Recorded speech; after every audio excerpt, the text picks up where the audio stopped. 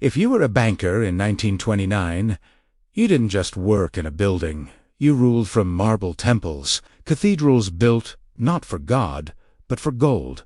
Your name carried weight. Your signature could build a city or bury a dream. You told yourself it would never end. How could it? The world needed men like you. But then, one morning, the tickers stopped dancing. The phones fell silent. A clerk stared at the paper roll, waiting for it to breathe again. And you realized the empire you built wasn't made of brick and steel. It was made of belief. And when belief dies, everything else follows.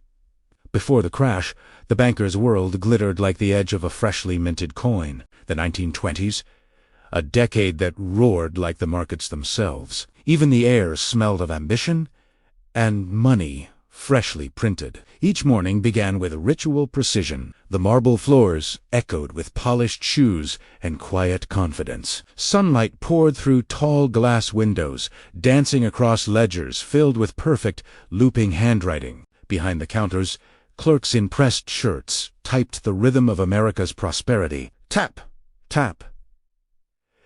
Every keystroke, another heartbeat of the nation's dream. The banker stood at the center of it all. A conductor in a three-piece suit. Men trusted him more than their ministers. Women spoke his name with the same reverence they spoke of luck. Outside, a newsboy shouted the latest stock numbers. Higher again. He smiled, unaware he was shouting the prelude to ruin. The stock market was his cathedral, and every rising number a hymn. The ticker tape sang all day and deep into the night, a ceaseless melody of profit whispered beneath the soft hum of electric lights. They said America had found a new kind of immortality, that the old cycles of boom and bust were gone forever. And the banker believed it. He believed he wasn't just moving money, he was moving history itself. He saw no storm on the horizon, only endless sunshine reflected in his glass towers and gold-rimmed spectacles. It began with a whisper, a few stocks slipping on an otherwise ordinary Thursday, October 24th, 1929. The banker dismissed it, of course. Markets rose and fell. This was merely another shiver in the fever of prosperity. But by noon, the whisper had become a roar. The ticker, that trusted messenger, fell behind. 10 minutes, 20, 30. The ticker spat paper faster than clerks could read. Numbers blurred into panic. Outside, the street that once smelled of cigars and success now reeked of sweat and fear. Messengers sprinted from office to office, clutching telegrams that read like death note margin calls. Liquidations, bankruptcies. The banker's phone rang without pause. Clients begged for reassurance. He gave them words, not because he believed them, but because he had to. Stay calm.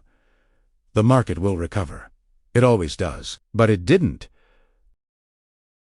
Then came the morning when even the sun seemed reluctant to rise. October 29th, Black Tuesday. The market fell into the abyss. $100 billion in wealth vanished, not burned, not stolen, just gone. Credit turned to dust. Hope turned to rumor, and faith itself became a casualty. He stood in his office as the world beneath him disintegrated. The same hands that once wrote loans and blessings now trembled as he tore up worthless certificates. Outside, crowds gathered in disbelief, staring up at the stock tickers that now spelled ruin. Some men shouted, others wept, and a few, too proud to face the ledger of their losses, stepped out of the windows and into eternity.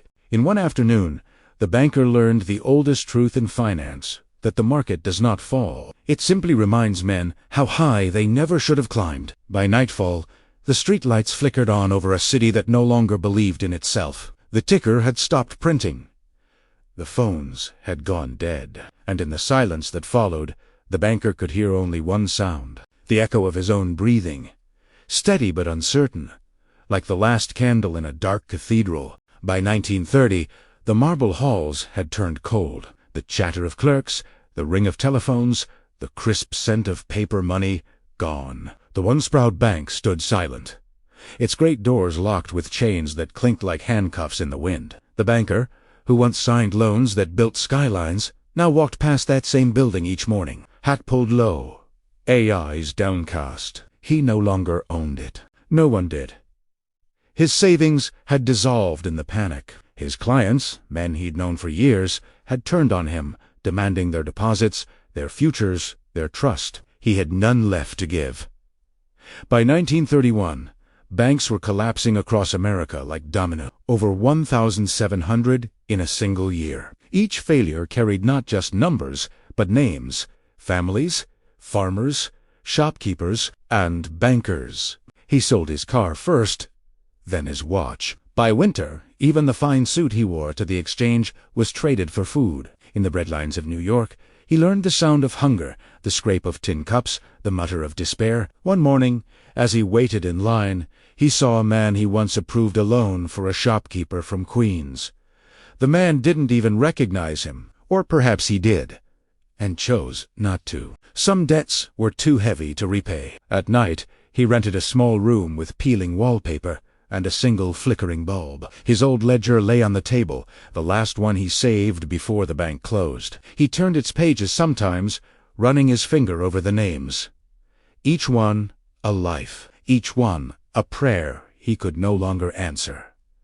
Outside, the world withered. Farms turned to dust. Factories fell silent. Children sold apples on corners for 5 cents apiece. And in the Hoovervilles, men once called bankers, lawyers, and dreamers shared cans of cold beans and stories of how it all went wrong. One of them wrote in his journal, "It isn't poverty that hurts. It's remembering you were once trusted with other men's hope." That was the banker's real loss. Not money, but meaning. The crash had taken his livelihood. The Depression took his identity. By 1933, as Roosevelt's voice crackled through the radio, "The only thing we have to fear is fear itself." The banker sat in the dim glow of a candle and wondered if belief, once broken, could ever be rebuilt. He realized then it wasn't fear that ruined him. It was faith. Faith that the party would never end. Faith that prosperity was permanent. He had built his empire on that faith, and as the flame flickered out, he finally understood. It was never the market that crashed. It was man's belief that he could rise higher than his own greed. Some bankers never recovered. Not their wealth. Not their names. Not even the sound of their own voices. When the crash came, many of them closed their office doors for the last time and never opened them again. Behind those doors lay mountains of burned paper, unpaid debts, and photographs of families who still believed tomorrow would come. Some sat at their desks long after midnight, staring at ledgers that no longer made sense, waiting for numbers that would never turn black again. Others simply vanished. Neighbors said they left town, but everyone knew the market wasn't the only thing that fell that autumn. Some men fell harder. In the years that followed, their names faded like ink on water-stained paper. The grand marble banks were sold or bore dead up their vaults empty, except for echoes. If you listen closely, you can still hear it. Not the clatter of coins or the ringing of phones, but the silence, the kind that follows when a nation stops believing in itself. He had once been called a master of money. But money was never the master. It was the mirror, and when the reflection cracked, he saw himself for what he truly was, a man built on borrowed faith. He learned, too late, that fortunes are not measured in ledgers. They are measured in how much a man can lose and still remain human. Some lost everything but found humility. Others lost only money and yet lost themselves entirely. By 1933, as breadlines stretched through the cities like open wounds, the banker's story became America's story. A people learning that even prosperity, when worshipped too long, becomes its own ruin. And perhaps that's the hardest truth of all, that every boom carries within it the seed of its own collapse. That every door of marble and glass will one day close, and bind it somewhere in the quiet. A man will sit alone. The same question slips from his lips. Ober and over, how did it all disappear? And the wind outside will answer it, never disappeared. It was never really there.